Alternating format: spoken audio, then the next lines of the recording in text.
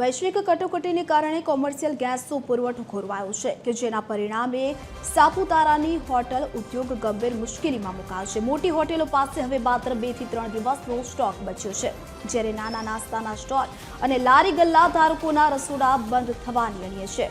જો ગેસનો પુરવઠો વહેલી તકે સામાન્ય નહીં થાય તો સાપુતારાના પ્રવાસન ઉદ્યોગને મોટો ફટકો પડી શકે છે।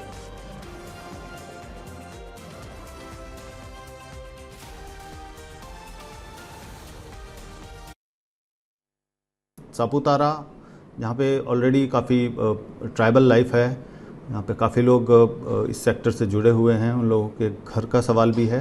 और ऑल ओवर इंडिया में अगर हम देखें तो मोर देन 3.5 CR लोगों का ये इंडस्ट्री रोज़गार देती है। होटल इंडस्ट्री अपनी तरफ से काफ़ी प्रयास कर रही है, लकड़ी पे स्विच होना, इंडक्शन पे स्विच होना।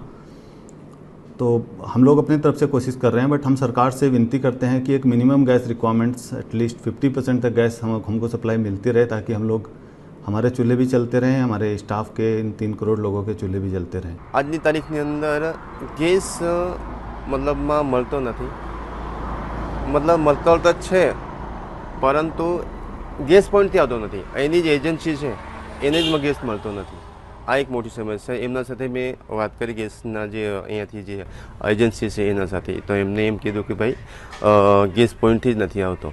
બાકી જે બી હોય સ્કૂલ છે એ લોકો માટે બી ગેસની આવશ્યકતા છે ઇમરજન્સી માટે। તો આ એક સીધી આજની ઘટના, હાલના તબક્કાની સમસ્યા સાપુતારા ખાતેની જે કેવું તો આ હાલના તબક્કાની સ્થિતિ છે। જે કોમર્શિયલ ગેસ છે ભારત ગેસ એ મળવા માટે જથ્થો મળતો નથી, બરાબર। એના લીધે સાપુતારા હિલ સ્ટેશન હોવાથી દૂર દૂરથી કસ્ટમરો આવે, એ લોકો ખાણીપીણી માટે ઊભા રહે, રોકાય ઠંડક ખાવા માટે।